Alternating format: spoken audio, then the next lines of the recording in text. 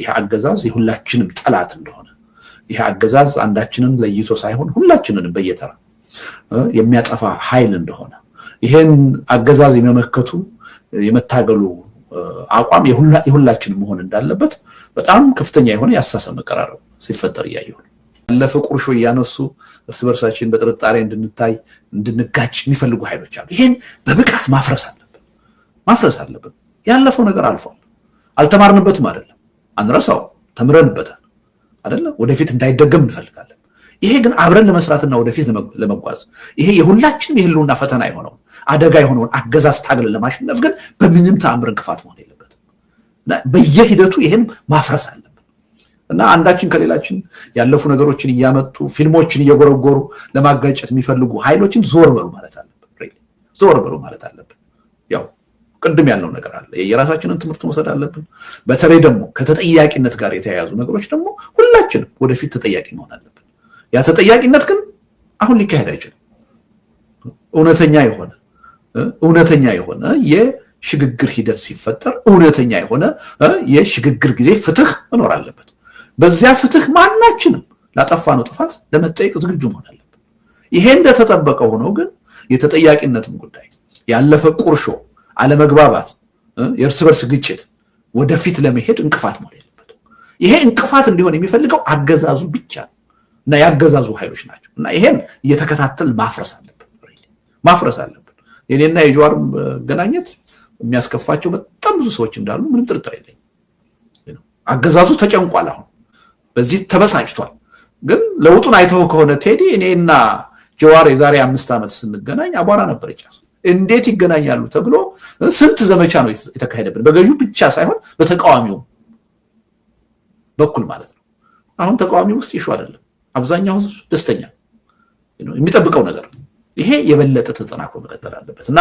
ማንሳቱ ጥሩ ነው በኦሮሞ ወንድሞቻችን በኩል ሪሊ በጣም ጥሩ የሆነ መሻሻል ያያየን ጥሩ የሆነ ስሜትና ፍላጎት ያያየን ይሄ በአማራውም ኃይል መጠናከር አለበት አማራውም ኃይል ከምንጠብቀው በላይ ተነሳሽነት ያያየን በትግራይ ወንድሞቻችን በጣም ወደ ኋላ መቅረት እናያለን በዚህ ረገድ ሪሊ ይሄ ትብብር የኛም ጉዳይ ነው እኛም ህልውናችን ሊቀጥል የሚችለው አሁን ያለው ትግላችን ከሌላው ጋራ ሲቀናጅ ነው ሲተባበር ነው የሚል ተነሳሽነት ከትግራይ ወንድሞቻችን ሪሊ መምጣት አለበት አሁን በጣም አስጊ በሆነ ሁኔታ ትንሽ እግር መጎተት ወይ መዘግየት የምናየው እዛ አካባቢ ነው እና በሌሎችም አካባቢዎች ይሄ ጉዳይ ተጠናክሮ መቀጠል አለበት ኢትዮጵያ ውስጥ አሁን ያለው ችግር የሁላችንም ችግር ነው ይሄን ችግር በአግባቡ ታግለን ካልፈታ ነው ይሄን አገዛዝ ካላሸነፍ ነው የማንም ህልውና ተጠብቆ አይቀጥልም የማንም የፖለቲካ አጀንዳ እውን የሚሆንበት እድል የለም በዚህ ላይ ምንም የተዛባ አመለካከት ሊኖርና አይገባም መተባበር አለብን እና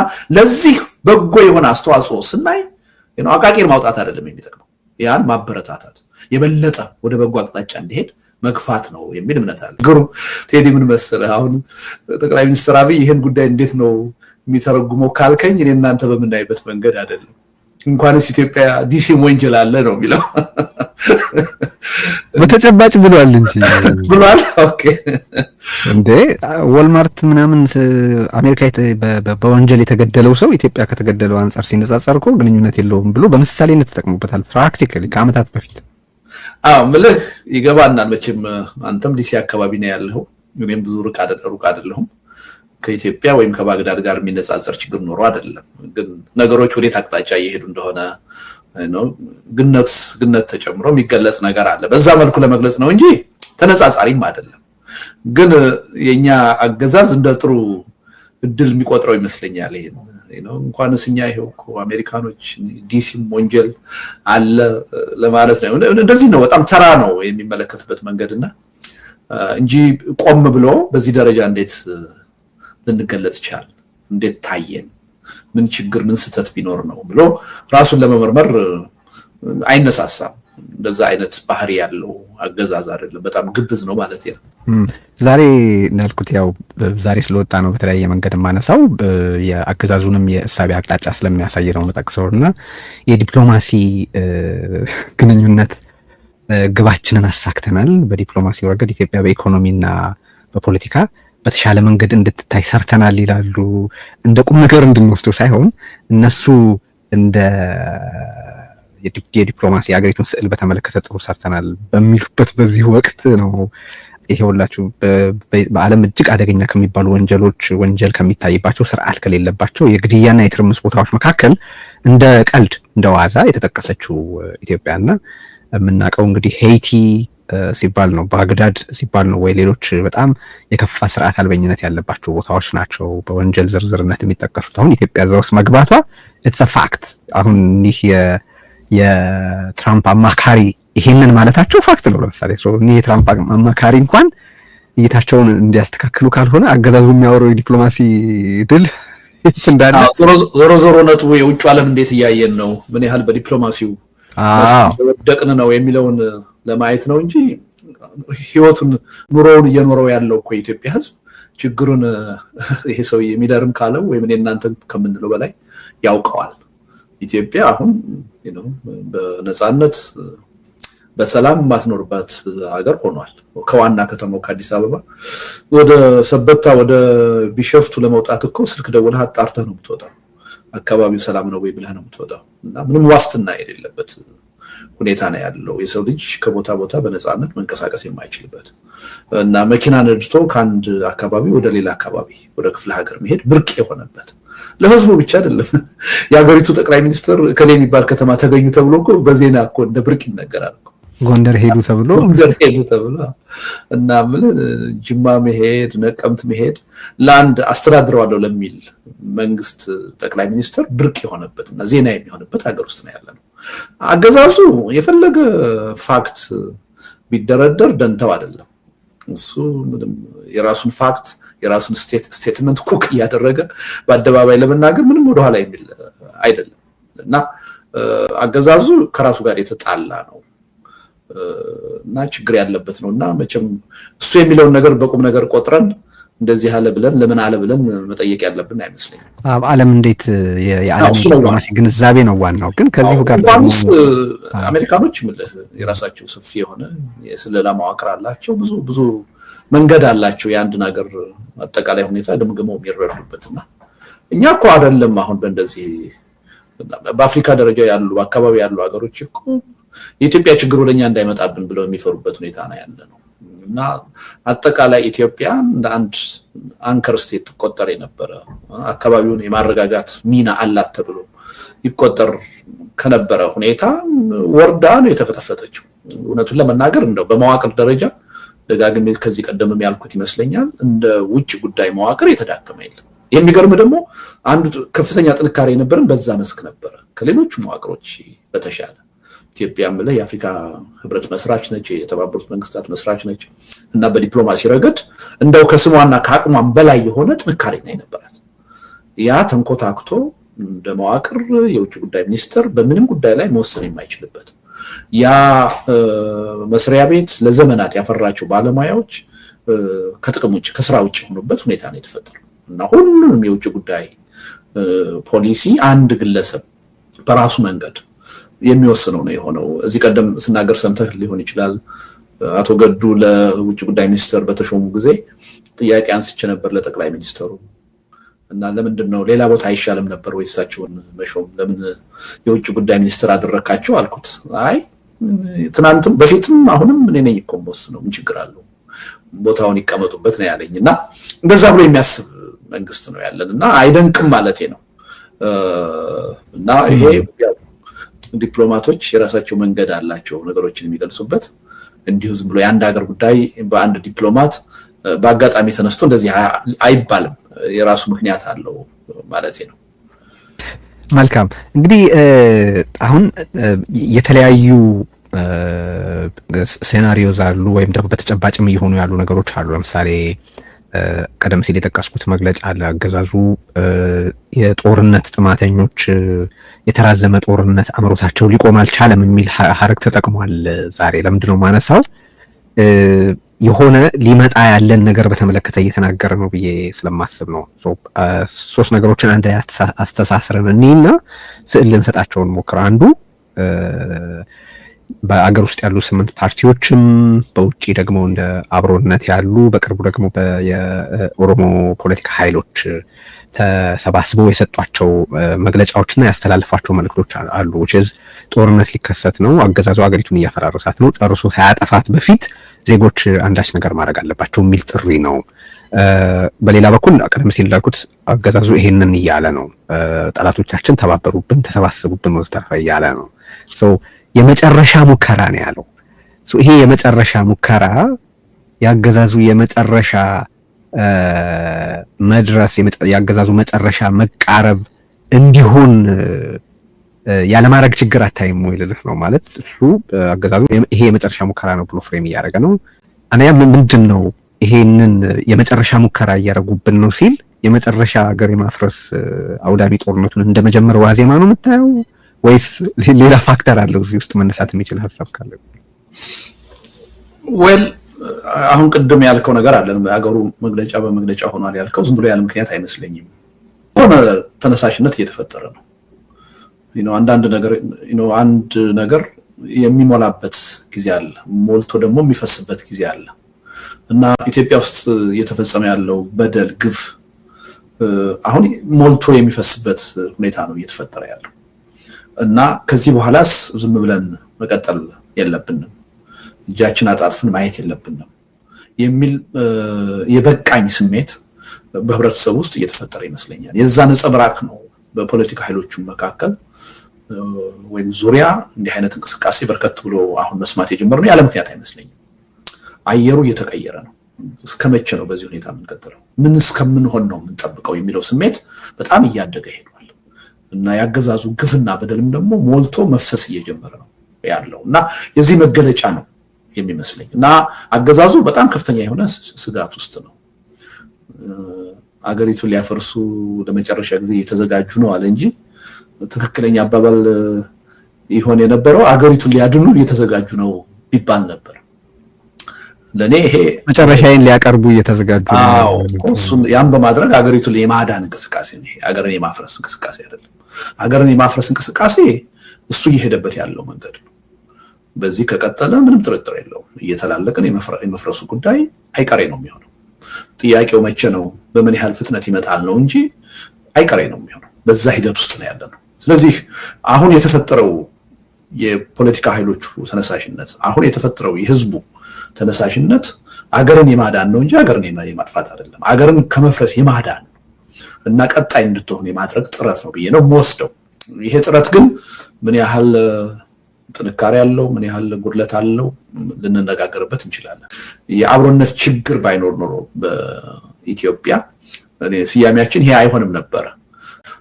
ስለዚህ ችግሩ መኖሩን አምኖ መቀበል ያስፈልጋል። ኢትዮጵያ ውስጥ አሁን አንዱ የጠፋው በተለይ ላለፉት 7 ዓመታት ጠፍቶ የነበረው ዋናው ነገር የአብሮነት ችግር ነው።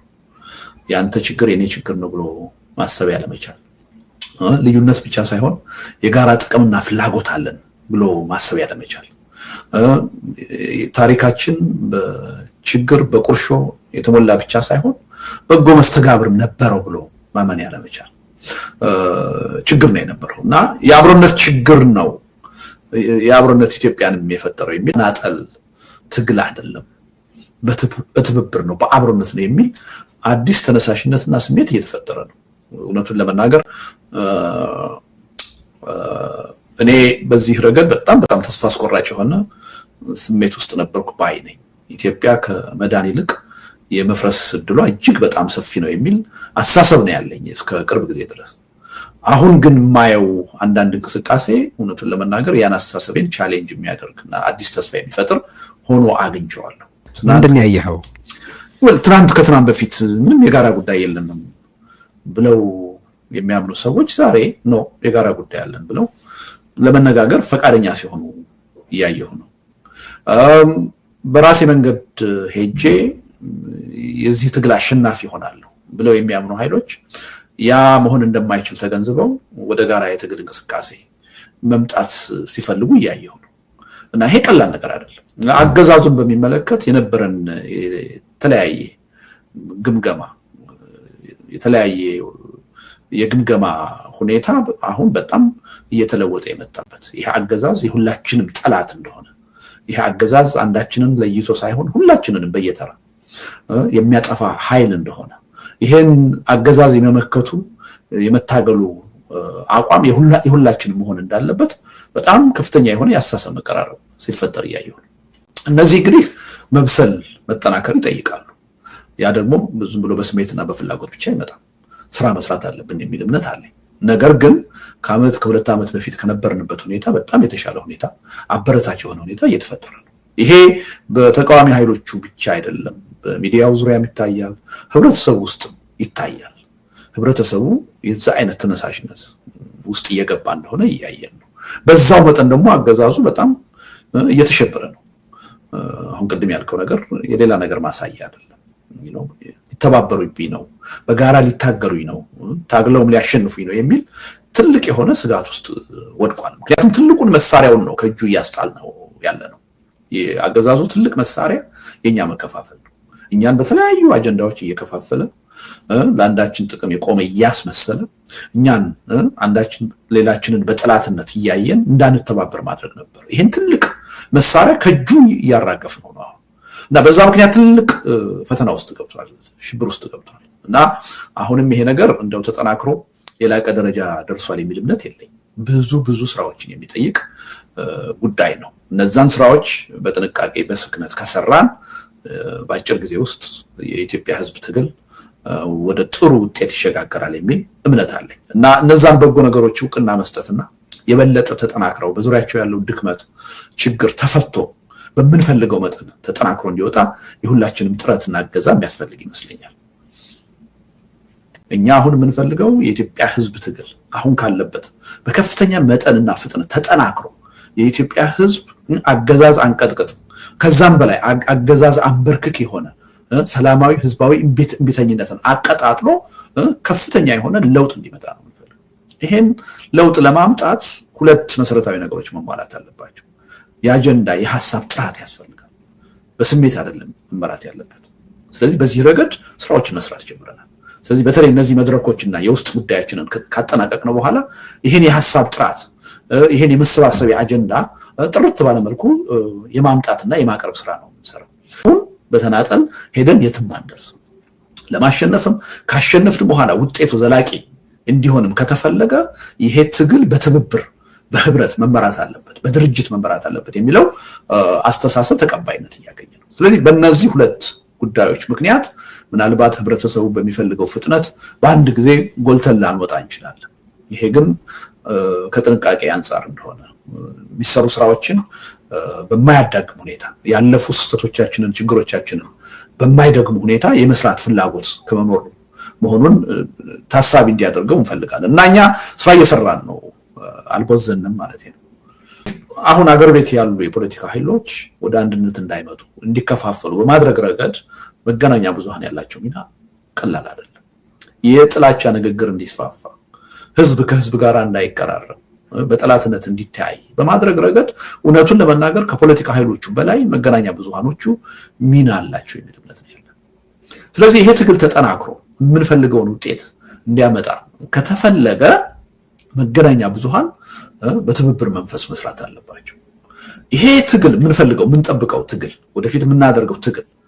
በምንፈልገው መጠንና ሁኔታ ውጤታማ ሊሆን የሚችለው ባልተከፋፈለ ሁኔታ አንድ አይነት መልእክት ለህዝቡ ማስተላለፍ ስንችል ነው ስለዚህ አንደኛ ተቃዋሚዎችም መልእክታቸውን የሚያስተላልፉት በመገናኛ ብዙሃኑ አማካኝነት ነው የነሱ ትብብር ከሌለ የትም መድረስ አንችልም ሁለተኛ ራሳቸው መገናኛ ብዙሃኖቹ አጀንዳ ቀራጮች ናቸው አጀንዳ ይዘው ስራ የሚሰሩ ናቸው እነሱ የሚያራምዱት አጀንዳ የህዝቡን አይምሮ የህዝቡን ትኩረት የሚከፋፍል ከሆነ ወደ ተለያየ አቅጣጫ የሚጎትት ከሆነ የምንፈልገው ትግል በምንፈልገው መጠን ውጤታማ ይሆናል የሚል እምነት የለንም እና በእኛ በኩል የመገናኛ ብዙሃኑን ሚና እጅግ በጣም አክብደን ነው የምናየው ትልቅ ትኩረት ነው የምንሰጠው እና ይሄ ሁላችንም ልንገነዘበው የሚገባ ይመስለኛል በተላን ነው መተባበር ካልቻን ሁላችንም እንጠፋለን የሚል አስተሳሰብ እያደገ ስለመጣ ነው ሞራሉም አካባቢ አሰባስበን ውይይት ለማድረግ ባለፈው ጥረት ስናደርግ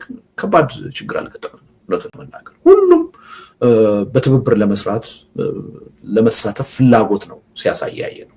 ሚዲያዎቹ አካባቢ ያለው በፊትም የምንጠብቀው ነው፣ አሁንም በጣም አስቸጋሪ ሆኖ ነው ያገኘነው። ብዙ ችግሮች አሉ። ተባብሮ የመስራት ተገናኝቶ የመስራት ችግሮች አሉ እና በዚህ ረገድ ሁሉም ሰው ትኩረት ሰጥቶ መስራት አለበት የሚል እምነት አለን። ራሱ ሚዲያው ትኩረት ሰጥቶ መስራት አለበት። ልዩነቶች የሉም አይደለም፣ ልዩነቶች መንጸባረቅ የለባቸውም ማለት አይደለም፣ መንጸባረቅ አለባቸው። ሁላችንም ልዩነቶች አሉ። ግን ደግሞ በአሁኑ ወቅት መቅደም ያለበት ምንድነው የሚለው ላይ ልዩ ትኩረት ሰጥተን መስራት አለብን የሚል እምነት አለ። ልክ ተቃዋሚዎቹ ሰሞኑን እኔና አቶ ጀዋር አንድ ሚዲያ ላይ ቀርበን ነበር። ክርክር ውስጥ አልገባንም። የሚያከራክር ነገር ሳይኖረን ቀርቶ አይደለም። ግን ለየትኛው ጉዳይ ነው ቅድሚያ መስጠት ያለብን? ምንድነው አሁን ከፊታችን ያለው አደጋ በመኖርና ባለመኖር ጥያቄ ውስጥ ያስገባን የሚለውን ትኩረት ሰጥተን መስራት ስላለብን ነው ያልተከራከርነው እንጂ ሰፊ ልዩነቶች አሉ በመካከላችን። ግን ከዛ በላይ የሁላችንን ህልውና አደጋ ውስጥ የጣለ ጉዳይ አለ። ያን ጉዳይ ወደ ጎን ብለን አሁን በልዩነት ላይ ብንከራከር ጥሩ ፖለቲከኞች ያደርገናል። ለወቅቱ የህዝብ ጥያቄና ፍላጎት የሚመጥን መልስም አይሆንም። ስለዚህ ሚዲያውም በዚህ ረገድ የራሱን ሚና መጫወት አለበት የሚል እምነት አለ። ለጊዜው በመካከል ያሉ ቁርሾችን፣ ልዩነቶችን ከበፊት ጀምሮ የነበሩ እነሱን ወደ ጎን አስቀምጦ የተጠያቂነትንም ጉዳይ አሁን የፖለቲካ ኃይሎቹ ተሰባስበን ስንነጋገር ከሌኮ በወንጀል የተዘፈቀ ነው እንዴት ከሱ ጋር ትነጋገራላችሁ ትሰራላችሁ የሚልን አካል አለ። እውነቱን ለመናገር ኢትዮጵያ ውስጥ ብዙ ኃይል ተነካክቷል፣ በብዙ ችግር ተነካክቷል። ይሄን ወደፊት እውነተኛ የሆነ የሽግግር ሂደት ሲመጣ ለእውነተኛ የሽግግር ጊዜ ፍትህ ትተን በጋራ ጉዳይ አሁን አብረን መስራት ማንችል ከሆነ ከተነካካው ጋራ ሁሉ አብረን አንሰራም፣ አብረን አንታይም ካልን ግን ስታክ ነው እናደርገው። ዋናው ይሄ አሁን የመጣብንን የህልውና አደጋ የመፍታት ችግር ውስጥ ነው የምንገባው የሚል እምነት አለን እና ለመገናኛ ብዙሃኑ ትልቅ ትኩረት ነው የምንሰጠው። ነገ የተቃዋሚዎቹ ባሳዩት መንፈስ የትብብር አስፈላጊነት ጎልቶ ይወጣል የሚል እምነት አለኝ። መገናኛ ብዙሃን አሁን አገሪቱና ህዝቡ ያለበትን ችግር ግምት ውስጥ በማስገባት ከልዩነታቸው በላይ የጋራ ጉዳይ ላይ ትኩረት አድርገው ራሳቸውም ሌላውም የፖለቲካ ኃይል እና ህብረተሰቡ ወደ ትብብር የሚሄድበትን ግፊት ለማድረግ የራሳቸውን መልእክት ያስተላልፋሉ የሚል እምነት አለኝ እና ከአብሮነት ጋር አብሬ ያልሰራም የሚል ወይም ለአብሮነት አልተባበርም የሚል መገናኛ ብዙሃን የለም እና በጣም ጥሩ የሆነ መግባባት ነው ከኛ ጋር መገናኛ ብዙሃን ያሉት። እውነቱን ለመናገር ከምንጠብቀው በላይ ለምናደርገው እንቅስቃሴ ትብብር እያደረጉ ነው። ከምንጠብቀው በላይ ታስታውሳለህ ቴዲ፣ ያን ትዕይንተ ህዝብ ስናካሂድ እኮ ማክሲመም 10 ሚዲያዎች ላይቭ ቢያስተላልፉት ብለን ነበር ያቀድነው። ግን ከ31 በላይ ሚዲያዎች ናቸው በቀጥታ ያስተላልፉት። ከዛም በኋላ ያን መድረክ በበጎ ሁኔታ በማየት በመገምገም እና ህብረተሰቡ እንቅስቃሴያችንን እንዲደግፈው በማድረግ ረገድ መገናኛ ብዙሃኑ የተጫወቱት ሚና ቀላል አይደለም። ስለዚህ የአብሮነት ኢትዮጵያን በሚመለከት እውነቱን ለመናገር የዚህ አይነት ችግር የመተባበር ችግር የለም። ከኛ ጋራ ሁሉም ሚዲያዎች ምናልባት እንደው በጣት ከሚቆጠሩ አንዳንድ ሚዲያዎች ውጭ ሁሉም ሊባል በሚችል ደረጃ አብሮ የመስራት ፍላጎት ነው ያለው። ግን ሚዲያው ከአብሮነት ጋር አብሮ መስራቱ በቂ ነው ማለት አይደለም። እኛ የምንፈልገው ራሱ አብሮነት እኮ የተቋቋመበት ዋና ዓላማ ራሱን ለማጠናከር አይደለም፣ ትግሉን ለማጠናከር ነው። ትግሉ ውስጥ ያሉ ችግሮች ተፈተው የኢትዮጵያ ህዝብ ትግል ተጠናክሮ ለውጤት እንዲበቃ ለማድረግ ነው። ስለዚህ የሚዲያውን ሚና ከአብሮነት ጋር ካለው ግንኙነት ብቻ አይደለም የምናየው፣ ለትግሉ ከሚያበረክተው አስተዋጽኦ ነው በዋናነት የምናየው። ስለዚህ የፈለገውን ያህል እኛን በበጎ የሚያዩ ቢሆኑ ከኛ ጋር የሚተባበሩ ቢሆኑ ትግሉን በሚመለከት የተባበረ ሐሳብ የተናበበ ሐሳብ ማስተላለፍ ካልቻሉ ዞሮ እኛ የተቋቋምንበትን ኮዝ የትም አይደርስም፣ ችግር ውስጥ ይገባል የሚል እምነት ነው ያለ። ምስጋናዬን አድናቆቴን ማቅረብ እፈልጋለሁ። ከምንጠብቀው በላይ መገናኛ ብዙሃን ለአብሮነት በጎ አመለካከት ነው ያላቸው።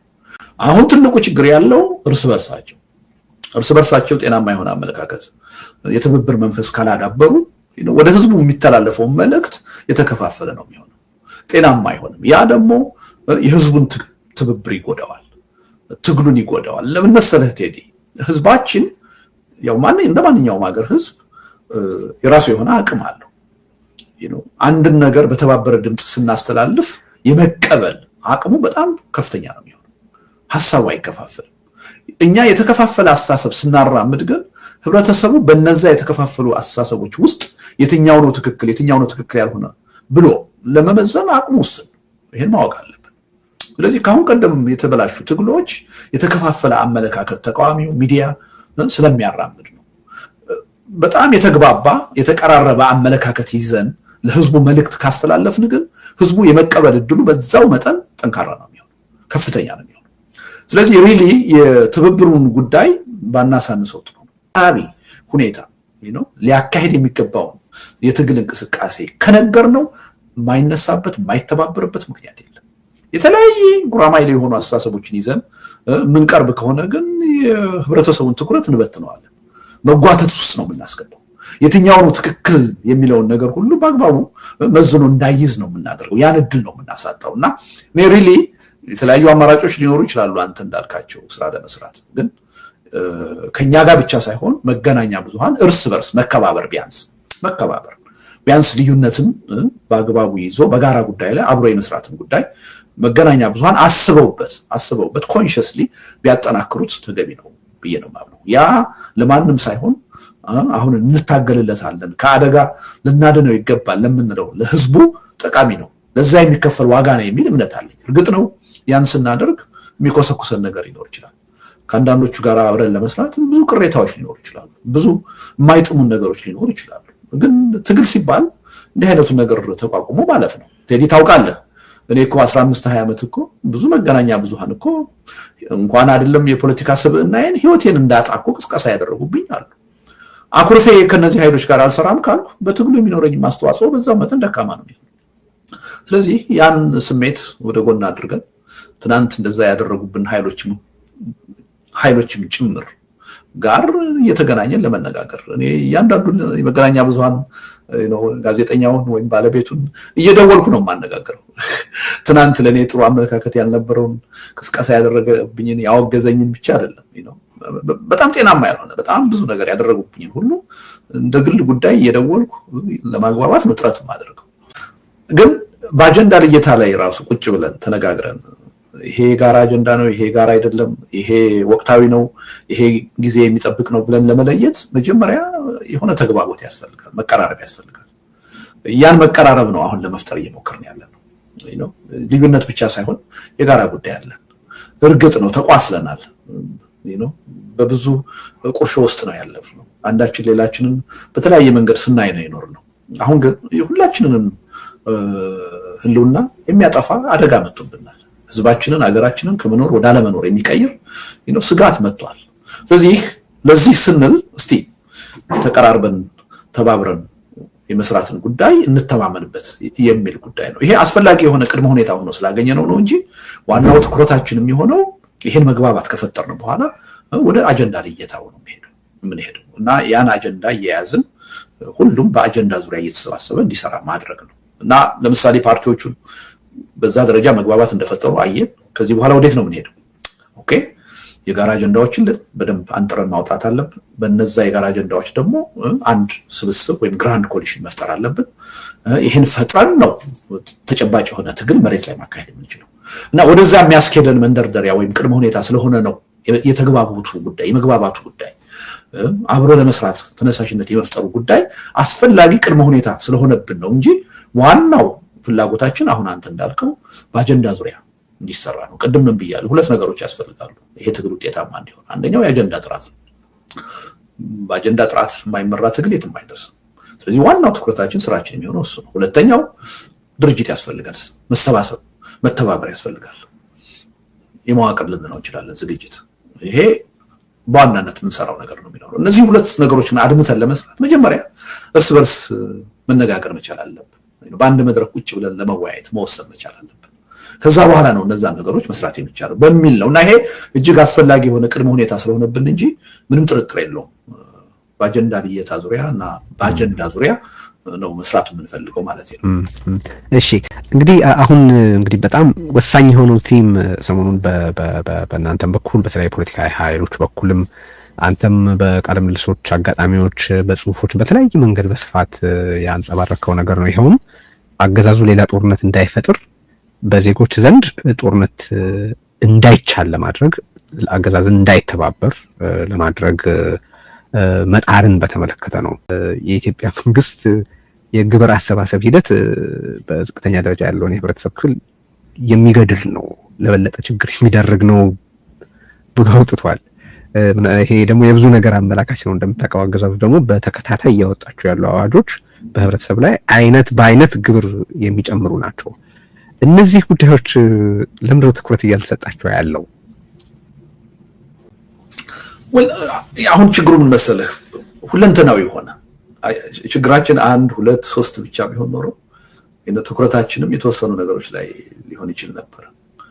አሁን አይህ ሰዎች በጦርነት ምክንያት በየቀኑ በድሮን በሚገደሉበት ሁኔታ ልጆቻቸው፣ ወንድሞቻቸው፣ እህቶቻቸው በሰላም ውሎ የማደር እድል ባጡበት ሁኔታ ኢኮኖሚው ቀዳሚ ሆኖ ሊመጣ አይችልም፣ ያስቸግራል። ምንም ጥርጥር የለውም። ከባድ ችግር ነው። ራሱም የህልውና ፈተና እየፈጠረ ነው ኢኮኖሚው በሁለት መንገድ።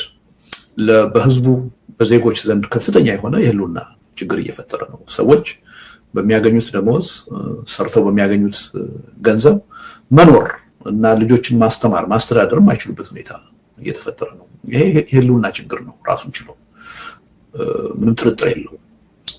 ራሱ የመንግስትም ህልውና ካየን ከኢኮኖሚ ጋር በጣም የተሳሰረ ነው። እንደው ይሄ የፖለቲካ ትግሉን ተወውና ጦርነቱን ተወውና አሁን ያለው የኢትዮጵያ ተጨባጭ ሁኔታ ለተወሰኑ አመታት ባለበት ሁኔታ ከቀጠለ በኢኮኖሚ ችግር ብቻ መንግስት ይሽመደመዳል፣ ኮላፕስ ያደርጋል። ጦርነት እጅግ በጣም ውድ ነው በአሁኑ ዘመን። እንኳን ጦርነት አይደለም፣ የኢትዮጵያ አየር መንገድ ውድ ዋጋ እያስከፈለ ሰዎችን እያጓጓዘ ከስር ያለሁ ብሎ ነው ዘንድሮ መግለጫ ያወጣው። $20 ሚሊዮን ከስር ያለሁ ነው ያለው፣ ውድ ዋጋ እያስከፈለ ማለት ነው። የኢትዮጵያ መንግስት ጦርነት ሲያካሂድ ከፍተኛ የሆነ የሎጂስቲክ ጥያቄ አለ። ሌላውን ትተነው ትራንስፖርቱን ብናይ በአየር የሚያጓጉዘው በመኪና የሚያጓጉዘው ነዳጅ ነው የሚጠቀመው። ያ ነዳጅ ደግሞ በውጭ ምንዛሬ የሚገዛ ነው። እንግዲህ ስንቁን፣ ትጥቁን፣ መሳሪያው ይሄ ሁሉ በአብዛኛው ከውጭ ይመጣል እና በኢኮኖሚው ችግር ምክንያት ህዝቡ ብቻ ሳይሆን ራሱ አገዛዙም ህልውናው የሚያከትምበት ሁኔታ ይፈጠራል። ግን ጦርነት በጣም መጥፎ ነገር ነው ቴዲ። አንዳንድ ጊዜ በረሃብ መሰቃየት፣ መሞት የተወሰነ ጊዜ ሊሰጥ ይችላል። ከአካባቢህም ከተለያየ ማህበራዊ ትስስሩም ቀላል አይደለም።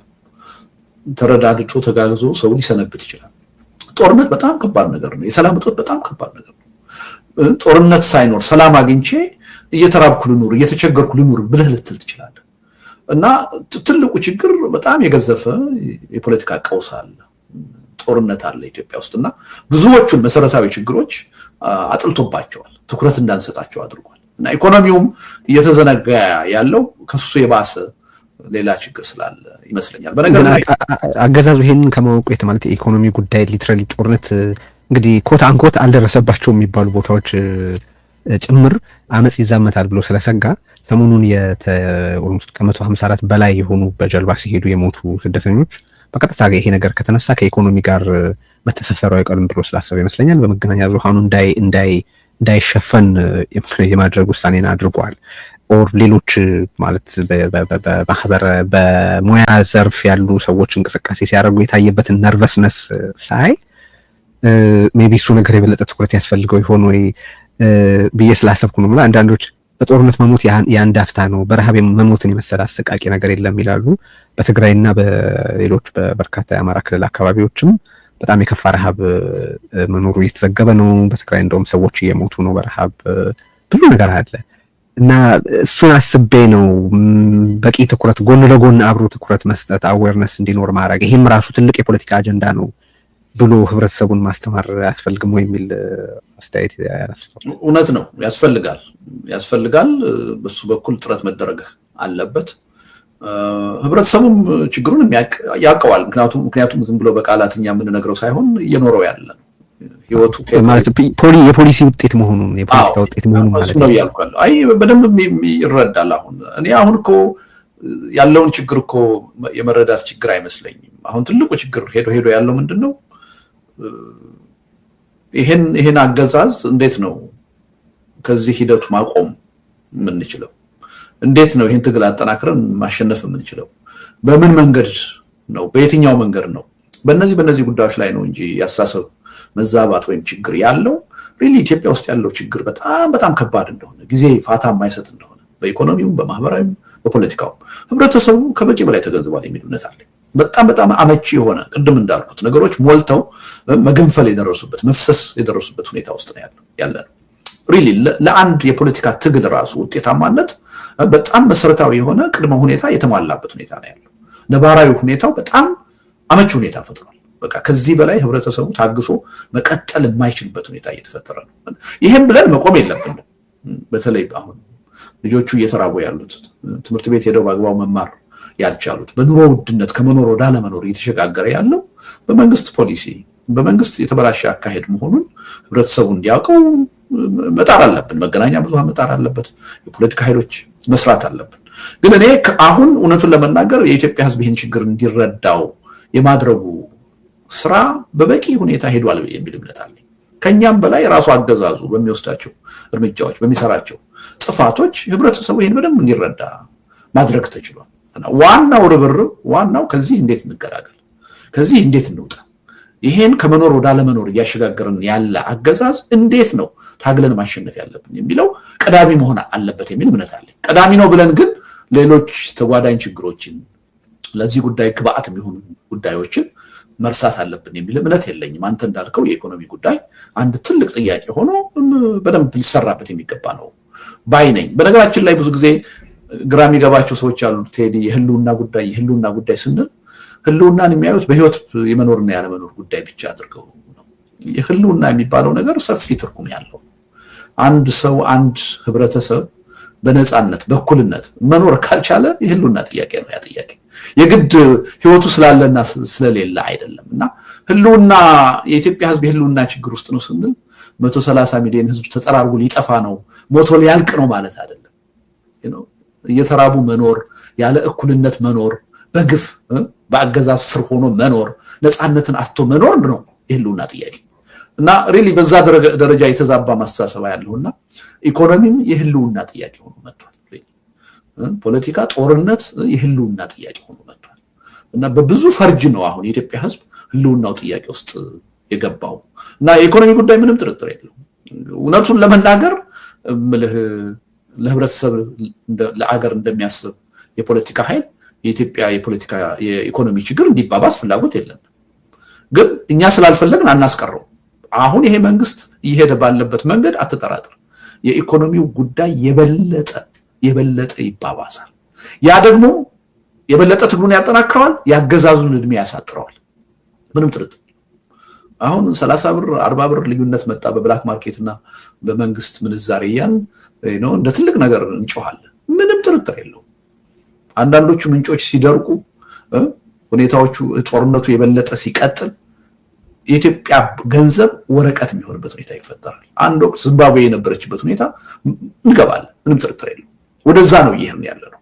እና ኢኮኖሚው አንዳንዴ እንደ ብሌሲንግ ኢን ዲስጋይስ ልታየው ትችላለህና ሪሊ ትግሉንም የሚያጠናክር ጉዳይ ይዞ እየመጣ ነው። የመንግስትንም ያገዛዙንም እድሜ የሚያሳጥር ሁኔታ ይዞ እየመጣ ነው።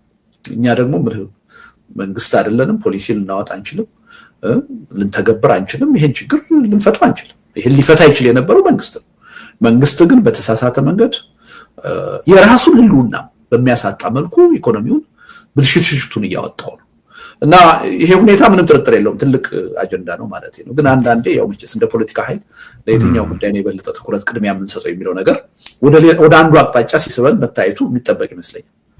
አንድ በጣም አስገራሚ አስተያየት አይቻለሁ ነው እንደው በእውነት መልስ ሊሰጠው ሲገባል የሚል ዳይለማማ አለኝ፣ ግን እየተነሳ ስላለ ላንሳው ብዬ ነው። ምን ሲሉ አይቻለሁ የብልጽግና አፈቀላጤዎች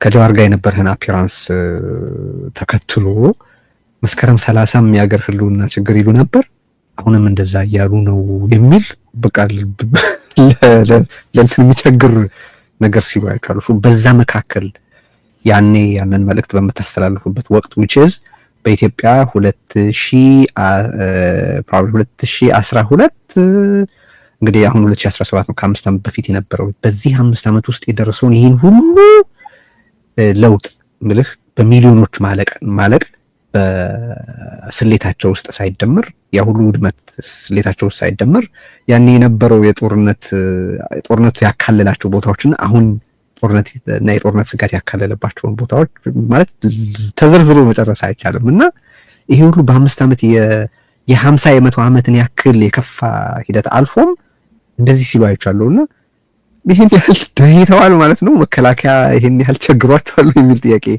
ስለተፈጠረብኝ ነው ጥቂት አስተያየት እንድትሰጥበት። ያው መቼስ የሚያሳዝን ነገር ነው ማለት አንዳንዴ ለነሱ ቦታ መስጠት ብዙም ጥሩ አይመስለኝም። ምክንያቱም እንትን አላቸው አይደለም ለሚከፈሉበት ነገር ነው የሚሰሩት እንጂ ህሊናቸው እውነቱን አተውት አይደለም። የሆነ ሰው ትችት ሲያቀርብ ጉምቱ ፖለቲከኛ ነን የሚሉ ያለ የተቸን ነበር አሉ እኔና ጀዋር። እኔን ግን ጉምቱ ፖለቲከኛ ብሎ ሲጠራኝ ማቀው እሱ ሰውዬ ነው በፊት። እኔ ራሴን ጉምቱ ፖለቲከኛ ነኝ ብዬ አላቅም አይባልም እና ብዬም አላቅም። ትናንትና ልደቱ ጉምቱ ፖለቲካ ነው እያለ በየመድረኩ ሲያመሰግነኝ ወይም ሲያደንቀኝ የነበረው ሰውዬ ዛሬ ጉምቱ ፖለቲካ ነን ይላሉ ብሎ ስም ለማጥፋት ሲሞክር ሰምቻለሁ። እና አየህ እንዲህ አይነት ሰዎች አንደኛ ለራሳቸው ክብር ያላቸው ሰዎች አይደሉም። እርሳው ለህዝብና ለሀገር ለራሳቸው ክብር ያላቸው ሰዎች አይደሉም። እነዚህ ሰዎች እውነቱ ጠፍቷቸው እንዳልሆነ በደንብ ህብረተሰቡም ጠንቅቆ ያውቃል። ምክንያቱም ትናንት ምን ሲናገሩ እንደነበረ እናውቃለን። ትናንት ምን አቋም እንደነበራቸው እናውቃለን። ዛሬ የት ላይ እንደተገኙ እናውቃለን። ይሄ ያሳሰብ ለውጥ መጥቶ ወይም መሬት ላይ ያለው እውነታ ተቀይሮ እንዳልሆነ ምንም ጥርጥር የለውም። ግልጽ ነገር ነው።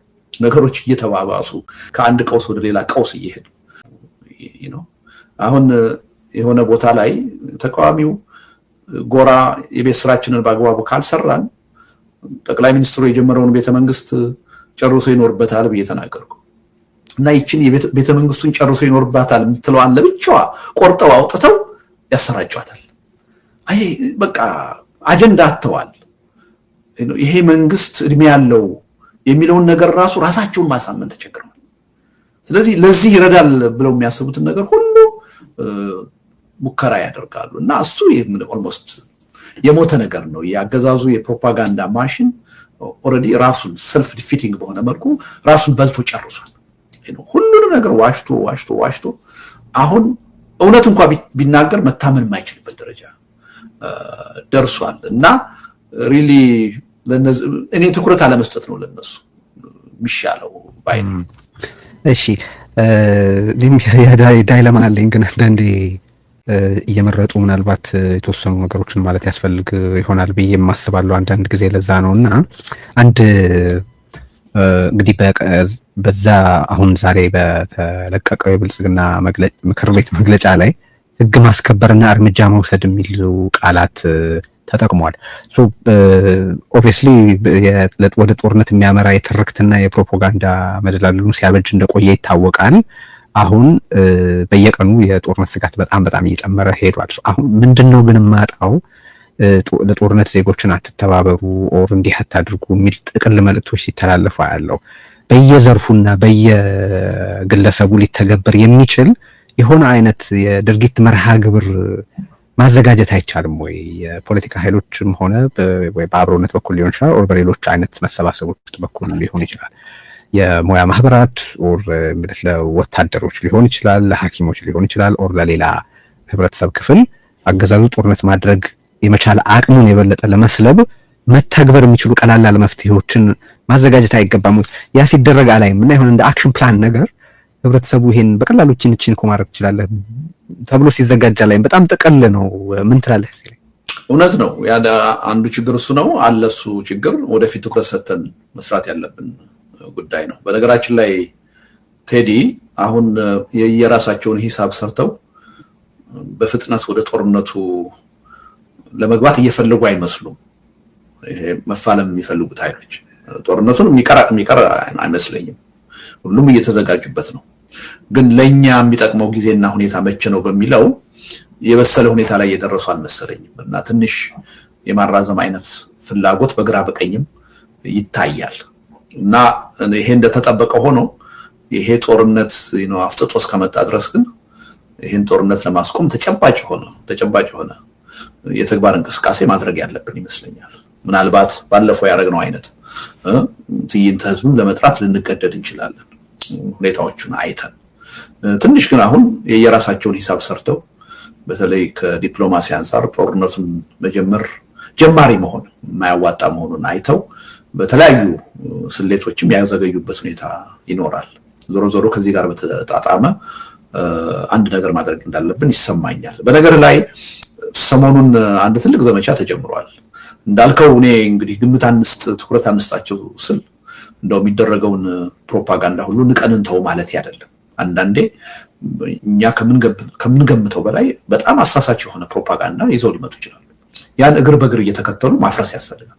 ለምሳሌ ሰሞኑን ይዘው የመጡት ጦርነት ይቆም የሚል በጣም በረቀቀ ሁኔታ ጦርነትን የሚወድ ህብረተሰብ እንደሌለ ይታወቃል።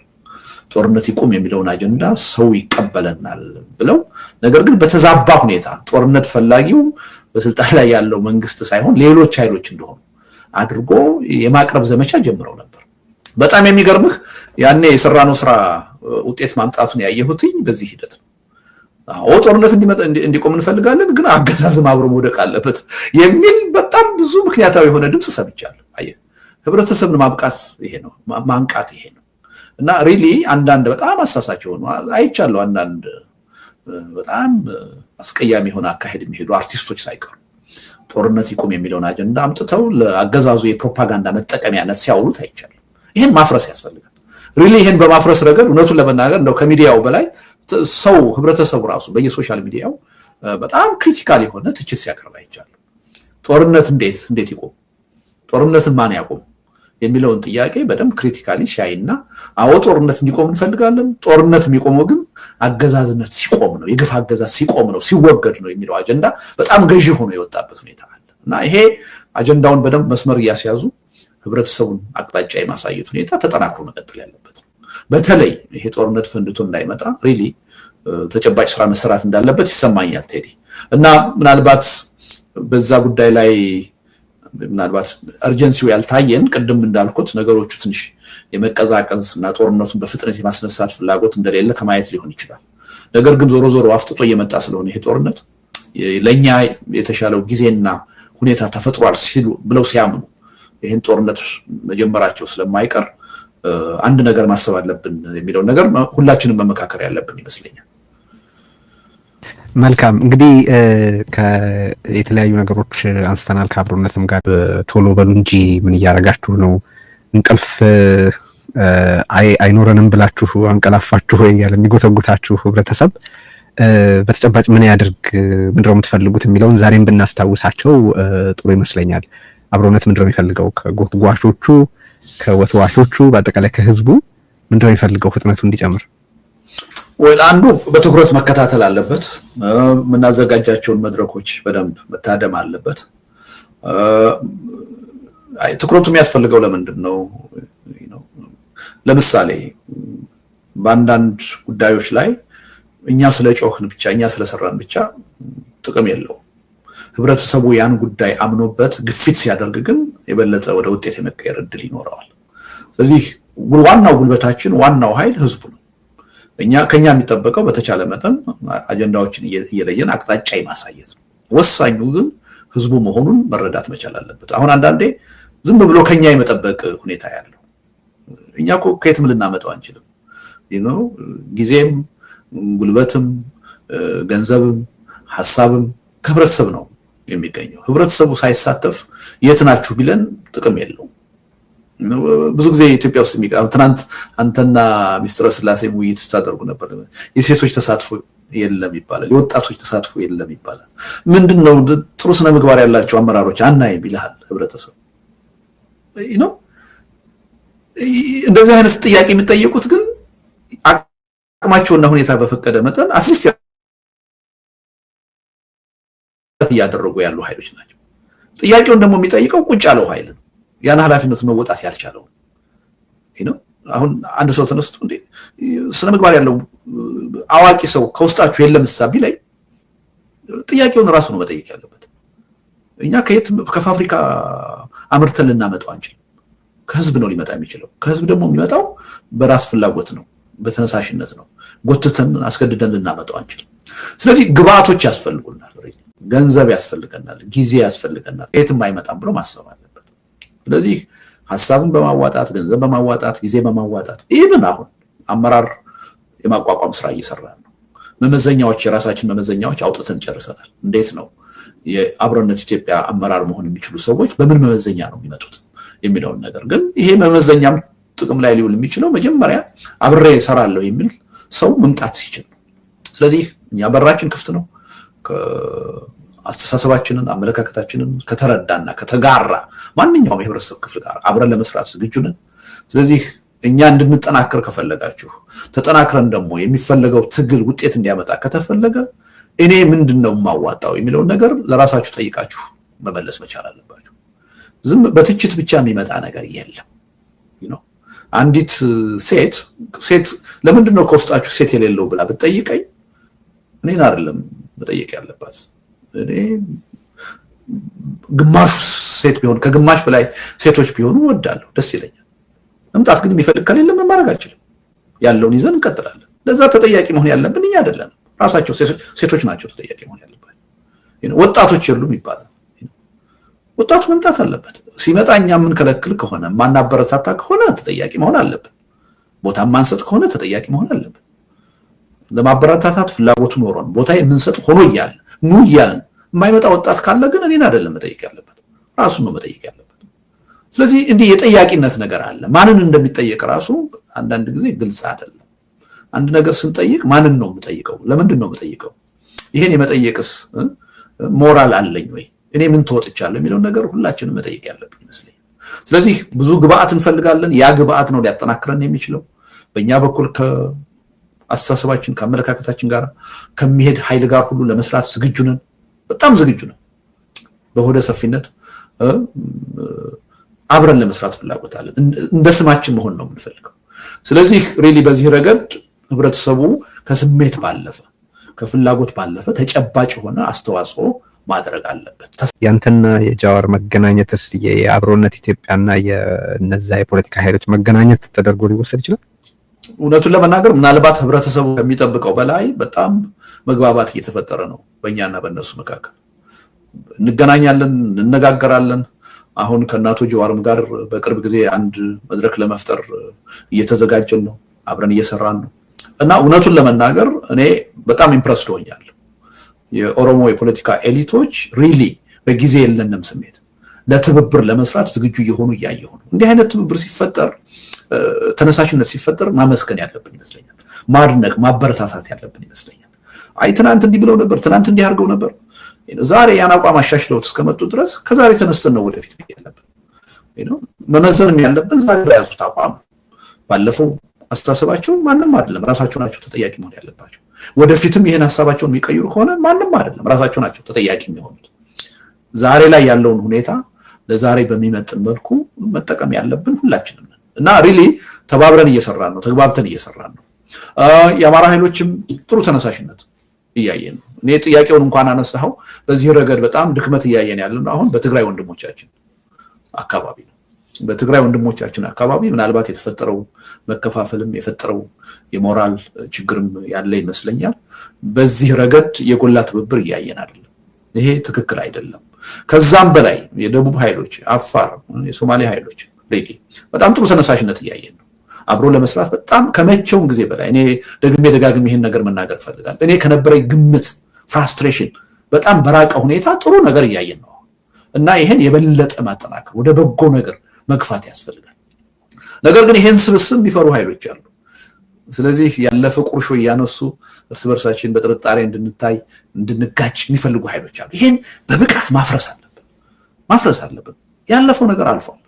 አልተማርንበትም አይደለም፣ አንረሳው፣ ተምረንበታል አይደለም። ወደፊት እንዳይደገም እንፈልጋለን። ይሄ ግን አብረን ለመስራትና ወደፊት ለመጓዝ ይሄ የሁላችንም የህልውና ፈተና የሆነውን አደጋ የሆነውን አገዛዝ ታግለን ለማሸነፍ ግን በምንም ተአምር እንቅፋት መሆን የለበትም። በየሂደቱ ይሄን ማፍረስ አለብን እና አንዳችን ከሌላችን ያለፉ ነገሮችን እያመጡ ፊልሞችን እየጎረጎሩ ለማጋጨት የሚፈልጉ ኃይሎችን ዞር በሉ ማለት አለብን። ያው ቅድም ያለው ነገር አለ። የራሳችንን ትምህርት መውሰድ አለብን። በተለይ ደግሞ ከተጠያቂነት ጋር የተያያዙ ነገሮች ደግሞ ሁላችንም ወደፊት ተጠያቂ መሆን አለብን። ያ ተጠያቂነት ግን አሁን ሊካሄድ አይችልም። እውነተኛ የሆነ የሽግግር ሂደት ሲፈጠር እውነተኛ የሆነ የሽግግር ጊዜ ፍትህ መኖር አለበት። በዚያ ፍትህ ማናችንም ላጠፋነው ጥፋት ለመጠየቅ ዝግጁ መሆን አለበት። ይሄ እንደተጠበቀ ሆኖ ግን የተጠያቂነትም ጉዳይ ያለፈ ቁርሾ፣ አለመግባባት፣ የእርስ በርስ ግጭት ወደፊት ለመሄድ እንቅፋት መሆን የለበትም። ይሄ እንቅፋት እንዲሆን የሚፈልገው አገዛዙ ብቻ ነው እና ያገዛዙ ኃይሎች ናቸው እና ይሄን እየተከታተል ማፍረስ አለብን። የኔና የጀዋር መገናኘት የሚያስከፋቸው በጣም ብዙ ሰዎች እንዳሉ ምንም ጥርጥር የለኝም። አገዛዙ ተጨንቋል፣ አሁን በዚህ ተበሳጭቷል። ግን ለውጡን አይተው ከሆነ ቴዲ እኔና ጀዋር የዛሬ 5 ዓመት ስንገናኝ አቧራ ነበር የጫሰው። እንዴት ይገናኛሉ ተብሎ ስንት ዘመቻ ነው የተካሄደብን፣ በገዢው ብቻ ሳይሆን በተቃዋሚው በኩል ማለት ነው። አሁን ተቃዋሚ ውስጥ ይሹ አይደለም፣ አብዛኛው ህዝብ ደስተኛ ነው። የሚጠብቀው ነገር ይሄ የበለጠ ተጠናክሮ መቀጠል አለበት እና ማንሳት ጥሩ ነው። በኦሮሞ ወንድሞቻችን በኩል ሪሊ በጣም ጥሩ የሆነ መሻሻል እያየን ነው። ጥሩ የሆነ ስሜትና ፍላጎት እያየን ነው። ይሄ በአማራውም ኃይል መጠናከር አለበት። አማራውም ኃይል ከምንጠብቀው በላይ ተነሳሽነት እያየን ነው። በትግራይ ወንድሞቻችን በጣም ወደኋላ መቅረት እናያለን። በዚህ ረገድ ሪሊ ይሄ ትብብር የኛም ጉዳይ ነው። እኛም ህልውናችን ሊቀጥል የሚችለው አሁን ያለው ትግላችን ከሌላው ጋር ሲቀናጅ ነው፣ ሲተባበር ነው የሚል ተነሳሽነት ከትግራይ ወንድሞቻችን ሪሊ መምጣት አለበት። አሁን በጣም አስጊ በሆነ ሁኔታ ትንሽ እግር መጎተት ወይም መዘግየት የምናየው እዛ አካባቢ ነው እና በሌሎችም አካባቢዎች ይሄ ጉዳይ ተጠናክሮ መቀጠል አለበት። ኢትዮጵያ ውስጥ አሁን ያለው ችግር የሁላችንም ችግር ነው። ይሄን ችግር በአግባቡ ታግለን ካልፈታ ነው፣ ይሄን አገዛዝ ካላሸነፍ ነው የማንም ህልውና ተጠብቆ አይቀጥልም። የማንም የፖለቲካ አጀንዳ እውን የሚሆንበት እድል የለም። በዚህ ላይ ምንም የተዛባ አመለካከት ሊኖረን አይገባም። መተባበር አለብን እና ለዚህ በጎ የሆነ አስተዋጽኦ ስናይ አቃቂር ማውጣት አይደለም የሚጠቅመው፣ ያን ማበረታታት የበለጠ ወደ በጎ አቅጣጫ እንዲሄድ መግፋት ነው የሚል እምነት አለ።